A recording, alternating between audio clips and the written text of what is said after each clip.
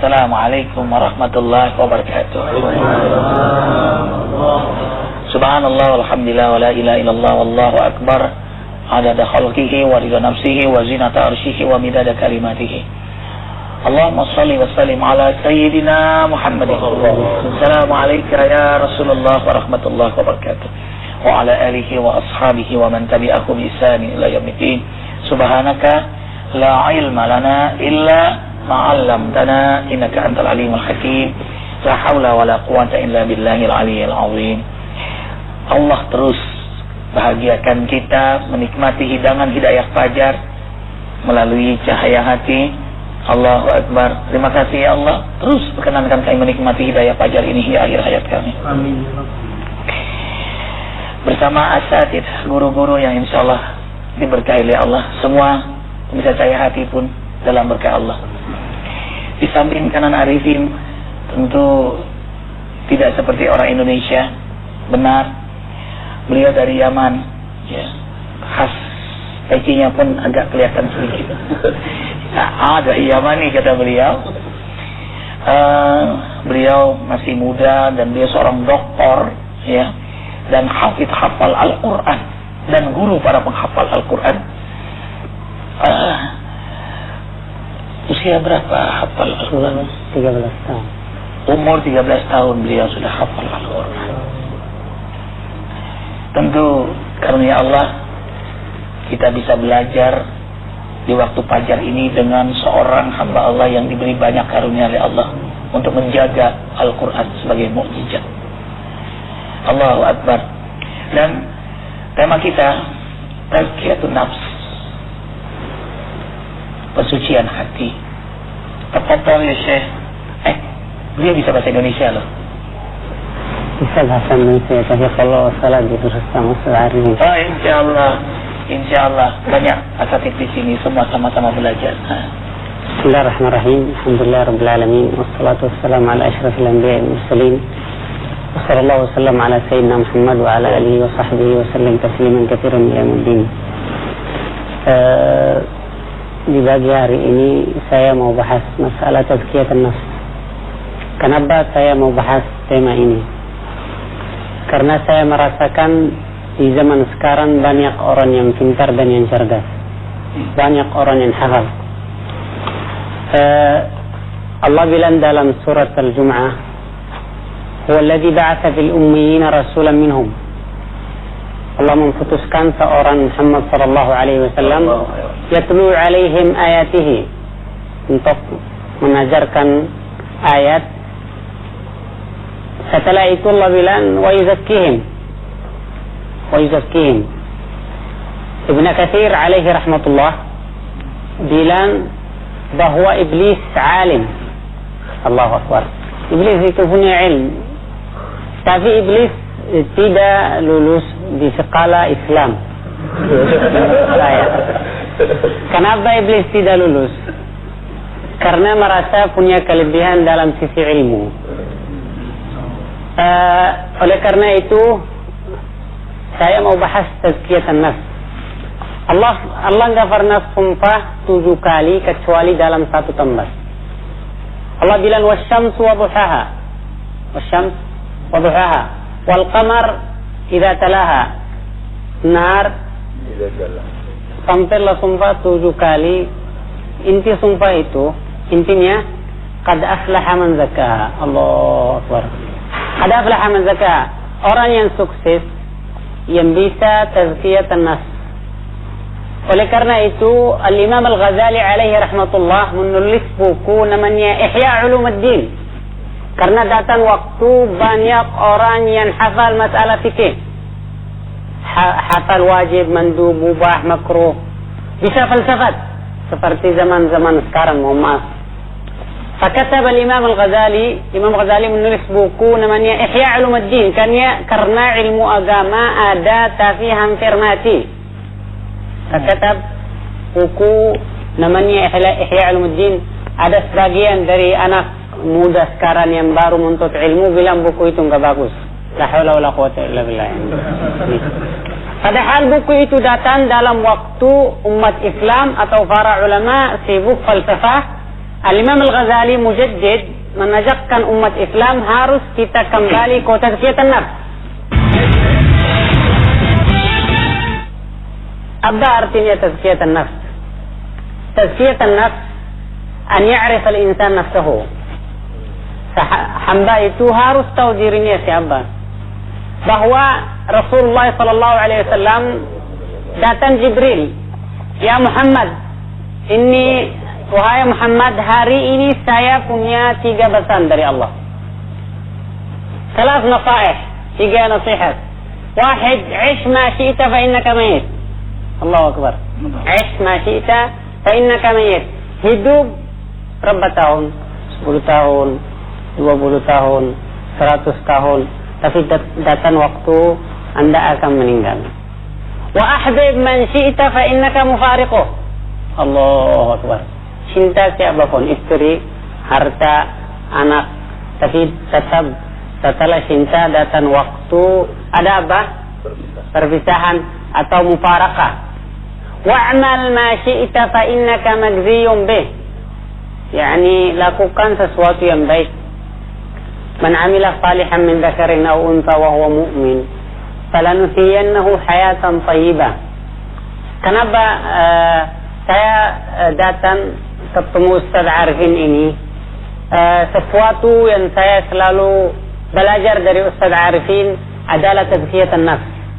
Beliau ini seorang rendah hati dan tawadhu. Ini saya melihat Ustaz Arifin, saya kembali ke rumah saya atau ke tempat saya punya motivasi atau bisa dibilang iman saya tambah. Belajar dari Ustaz Arifin ini sebagai guru kita semuanya yang hadir di sini, tapi Ustaz Arifin tawadhu. Saya merasa kita sebagai Muslim butuh tazkiyah. Butuh tazkiyah. Harus tazkiyatan nafs itu apa? Kita harus tahu diri kita sebagai manusia bahwa datang waktu kita meninggal. Sekarang lihat, kita keluar dibagi-bagi ini. Ada yang berlomba-lomba untuk mencarikan dunia. Ada yang tidur sampai jam 9. Sampai jam 9 berangkat. Masuk kantornya pusing. Pusing ya. Kenapa pusing? Karena udah salah. Udah salah untuk mengikuti program Islam untuk tazkiyatan nafs harus bangun jam 4. As-salatu khairun minan naum. Allahu Akbar. Program Islam untuk mentazkiyat hamba ini, manusia ini, satu harus bersalat jamaah. Salat yang harus diperhatikan adalah salat subuh. Salat subuh. Kenapa salat subuh itu jam 4 hingga jam 9? Kenapa? Itu tes yang pertama. Apakah hamba ini hari ini lulus atau tidak? Oh, subhanallah. Lulus masuk skala tazkiyatan nafs. Tes yang pertama salat subuh. Kalau malam kan orang itu semangat. Malam ada, khususnya zaman sekarang ada kopi, ada rokok, semangat semuanya. Tapi tes keimanan itu pas bagi-bagi dengar azan, as-salatu khairun minan naum. Jadi kalau beliau menyebut bagi-bagi itu ya pagi benar. Ya, ikhwan. As-salatu khairun minan naum. As-salatu khairun minan naum. Dan berangkat ke masjid berapa orang dikit? Berangkat ke masjid dikit. Kita lihat, ada seorang tanya, kapan Palestina bisa merdeka? Ada orang Israel, orang Yahudi jawab, orang Palestina itu bisa merdeka kalau orang yang hadir salat subuh seperti orang yang hadir salat Jumat. Yang hadir salat Jumat banyak. Kenapa? Karena udah makan, udah mandi. Mau nggak mau harus ikut salat Jumat. Menurut saya orang yang susah juga ikut salat Jumat itu khatamallahu ala qulubihim. Hatinya udah terkunci. Oleh karena itu tazkiyatan nafs, an ya'rif al-insan nafsahu. Harus orang itu tahu diri. Kita melihat dalam Al-Quran ada seorang alim yang terkenal di Bani Israel. Namanya Bul'ani bin Ba'ura. Bul'ani bin Ba'ura. Allah bilang dalam Al-Quran, وَاتْلُوا عَلَيْهِمْ نَبَأَ الَّذِي آتَيْنَاهُ آيَاتِنَا. Orang punya ilmu, fansalakha minha, tapi la ya'mal bima amil. Tidak melaksanakan ilmu yang dia berikan ke orang yang lain. Apa yang terjadi? Bil'an bin Ba'ura, Allah bilang masaluhu kamathal al-kalb. Masaluhu kamathal al-kalb. Ilmu itu yang dipunya tidak ada artinya. Kenapa? Karena la yamtalik at-tazkiyah. Karena tidak bisa cuci hatinya dan membersihkan hatinya. Salah satu syaratnya untuk tazkiyatun nafs, satu as-salah, dua az-zikr. Zikr. Ya ayyuhalladzina amanu idza laqitum fi'atan fathbutu wadhkurullaha katsiran. Dalam jihad, hinama nuqat, waktu kita ketemu musuh-musuh Islam, harus melakukan zikir. Kasihan sama orang yang bilang zikir itu bid'ah, itu bodoh menurut saya. Kenapa? Karena Allah menyebut dalam Al-Quran lebih dari 120 kali bahwa orang Islam harus berzikir. Kenapa? Karena manusia punya hati. Hati ini bisa jadi batu. Tsumma qasat qulubukum min ba'di dzalika fahiya kal hijarah. Oleh karena itu datang seorang sahabat ke Rasulullah sallallahu alaihi wasallam, "Ya Rasulullah, inni usalli." Saya salat. Tapi setelah salat saya enggak merasa ada hasil. Qala lahu Nabi sallallahu alaihi wasallam, "Alaika bi kathratil dzikr." Banyak zikirannya. Datang seorang, "Ya Rasulullah, alayya dain." Saya banyak dain, utang ya, enggak bisa bayar. Ini pemeriksa yang dengar saya yang punya utang, obatannya qala Rasulullah sallallahu alaihi wasallam, "Alaika bi kathratil dzikr." Allah.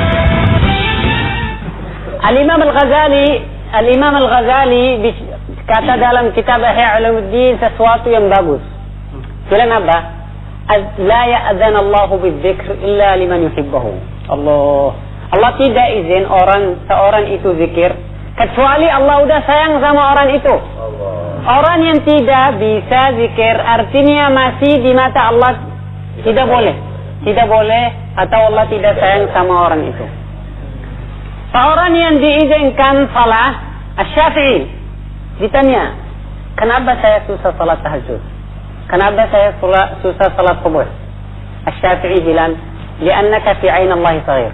Karena Anda di mata Allah kecil. "Lau kunta fi 'ain Allah kabir." Kalau Anda di mata Allah besar, la adzina laka bis salah. Al-Imam Al-Ghazali yaqul, "Man azina Allah lahu." Barang siapa bisa zikir, itu artinya Allah udah sayang sama orang itu. Qala Rasulullah sallallahu alaihi wasallam, "Inna Allah ya'ti ad-dunya li kulli nas." Allah kasih dunia untuk semua, untuk orang maksiat, untuk orang yang ibadat. Wa la yu'ti ad-din illa liman yuhib. Allah tidak kasih ilmu agama atau ibadah atau zikir kecuali ke orang yang Allah cintai. Maka kita sebagai umat Islam, kita udah punya konsep tazkiyatun nafs. Wahid as-salah. Kenapa harus dalam satu hari 5 salat? Kenapa enggak cukup salat subuh sama salat isya? Kenapa? Karena orang manusia itu bangun salat subuh, salat. Itu tes yang pertama. Habis kerja sekarang sampai jam 12 ini. Langsung harus diservis lagi, bahasa saya. Harus diservis lagi. Salat zuhur. Habis salat zuhur nanti makan, habis makan ngantuk lagi. Mau enggak mau harus ada tes lagi, yaitu sore jam 3. Biar semangat. Habis ba'dal waqt al-maghrib udah mulai, yani bahasa saya mohon maaf kalau kurang fasih, udah mulai capek. Harus mau enggak mau harus tes salat al-maghrib. Program Islam dalam satu hari harus seorang muslim ini sukses dalam melaksanakan 5 waktu. Itu 5 waktu. Ada salat ad-duha. Allah. Ada hadis. Qala Nabi sallallahu alaihi wasallam, "Man shalla 4 raka'at awal an-nahar, aslahtu lahu mas'alatahu akhir an-nahar." Allah. Barang siapa salat 4 rakaat dibagi-bagi hari, Allah akan tahu masalahnya akhir nahar. Yani di akhir harinya. Coba, saya yakin yang dengar saya semua punya masalah. Semua merasa cari solusi. Kita kalau ada masalah cari dari orang. Allah punya konsep. Kita harus kembali ke tazkiyatun nafs. Tazkiyatun nafs menurut saya zaman sekarang, saya melihat, saya dosen di universitas. melihat kita belajar buku fikih, hadis, kita bawa buku. Tapi apa artinya buku itu kalau nggak ada tazkiyah? Apa artinya universitas? Banyak bangunannya, banyak dosennya. Lakin al-muhim an yakun al-muslim. Yang penting seorang hamba ini muslim punya tazkiyatan nafs. Kenapa? Karena seorang manusia ini calon khalifat Allah fil ardh. Calon pimpinan Allah di bumi ini. Orang yang mau jadi calon pimpinan bumi ini pasti banyak cobaan, pasti banyak masalah. Maka biar bisa sukses, biar bisa terus istiqamah, harus ada tazkiyatan nafs. Allahu Akbar, walillahil hamd. Cara mengajar lebih penting daripada bahan yang diajarkan, dan guru itu lebih penting daripada cara ia mengajar. Tapi ketahuilah, hati guru itu lebih penting daripada guru itu. Qad aflaha man zakkaha, menanglah orang yang menjaga kesucian hatinya. Hati yang bersih, firasatnya tajam. Hati yang bersih, doanya mustajab. Hati yang bersih, tumbuh kembang kemuliaan akhlak yang mulia. Hati yang bersih, memukau para malaikat. Hati yang bersih, tenang, pikiran jernih. Hati yang bersih, bicara pun hikam, banyak hikmah. Hati yang bersih, sumber kesuksesan di dunia sampai di akhirat. Karena itu Allah menyukai hambanya yang senantiasa menjaga kebersihan hatinya melalui diantaranya zikir dan salat. Qad aflaha man tazakka wa dzakara asma rabbih fasalla. Allahu Akbar. Sayang, Allah punya kehendak, terbatas waktu, tapi banyak hikmah yang kita dapat dari seorang hamba Allah dari Yaman. Terima kasih ya Allah, Kau terus bimbing kami. Terima kasih Syekh Hakim. Terima kasih semua ikhwatal iman. Kafaratul majlis. Subhanakallahumma wa bihamdika asyhadu an la ilaha illa anta astaghfiruka wa atubu ilaik. Mohon maaf lahir batin. Wabillahi taufiq wal hidayah. Wassalamualaikum warahmatullahi wabarakatuh.